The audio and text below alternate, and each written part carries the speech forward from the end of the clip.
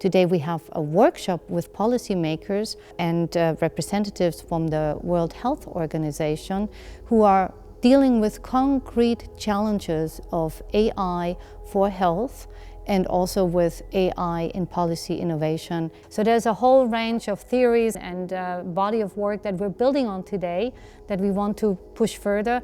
Clearly, this is not a theoretical academic research workshop, but I want you to understand that that is linked with all of this work and will feed into that as well. We discussed how important is the form versus function of a voice assistant, and what would it be like if your voice assistant looked like this? Because a voice assistant isn't a smart speaker. It's a smart microphone, right? So why doesn't it look like a microphone? Where's the honesty in the design?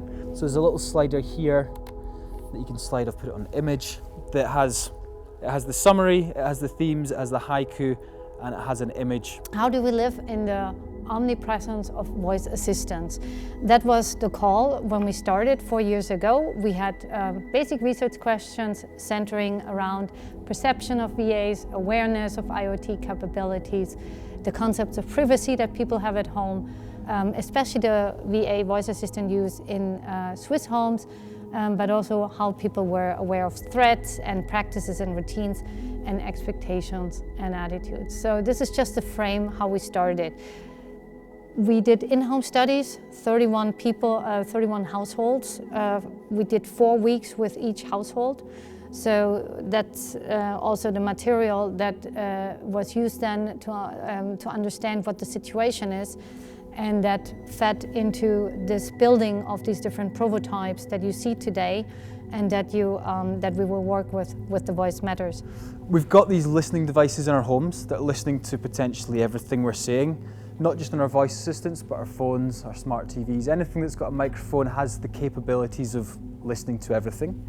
So we wanted to create something that allowed people to see what these things were hearing and present their voice data back to them. The key interest is to understand if that what we're doing here has relevance for the challenges and the issues in the policy context.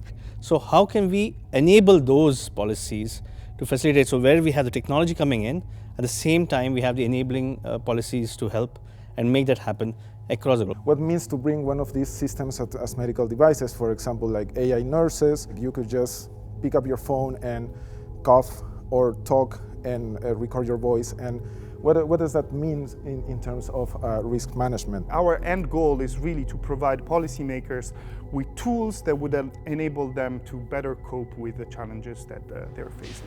Yes, you. Marco Inchingolo, I work at the Joint Research Center of the European Commission, and I work at the intersection between innovation in public administration and science. I'm Claudia Paulina. I'm from Italy. I work for the Italian government as a service designer. My name is Marcello. Thanks for inviting me here. I'm the co-founder of a think tank, an operational think tank that is called FEEL, which is an acronym. It stands for Frame, Vision, Equip, and Lead. It's a think tank that is dedicated to public purpose and GovTech. I explore emerging technologies, normally through building objects, physical objects, to help people understand the capabilities and potentials of emerging technologies like AI or like IoT. We want to explore together with you also new forms of collaboration. The idea is that we have to work interdisciplinarily with these kind of challenges. It's just not working just policymakers or political scientists, sociologists. We need to have the technologists, we need to have the psychologists, we need to have everyone on board. Trying to understand a bit more about the patients and how much public engagement has been done, and it's almost like the general public or the patients in that space is not always there. These prototypes, they created distrust. Here the notion of trust needs to be factored in, but in a more sort of like problematic way. It's not like about selling AI and to say, yeah, you should use this, but it's just like, how can you use these tools reliably? I agree with you. We shouldn't focus that much on should I use it, but really use it in the proper way. Their design can help even the common people to understand what are the practical consequences of a policy that is going to be implemented. Because until when you don't see it materialized or you don't experience something, it's very difficult to understand how is this new regulation going to be good or bad for myself. Maybe users don't need feedback. Users better with a black box because life is complicated already. I mean, no one's expecting them to, deal with all these details and then get crazy or get anxiety. Of course, exactly. That's a great point. People themselves need to care about these things, and biases need to be negotiated. Yes. And the engineer won't solve this that. Is where it can That's happen. exactly where it should. Yes. Exactly. Yeah.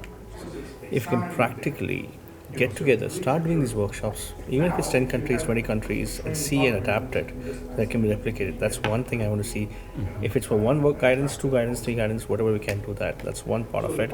And then try to create a template, guidance document or a book or something on that. Okay, where is a concrete event where we can try that? We can establish an event. It got to the point that I really, in the next round, would love to start envisioning a symptom checker for policy making process.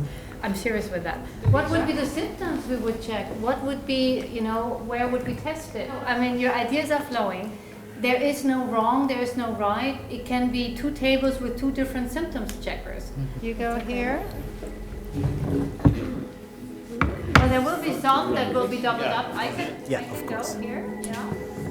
I'm not quite sure whether we can disentangle the two and just talk about an AI regulation without talking about the data protection or privacy. So data is broader, right? It's beyond AI. So that's a specific part of the data. Sure. Good. But there is data within AI. It's different in different countries.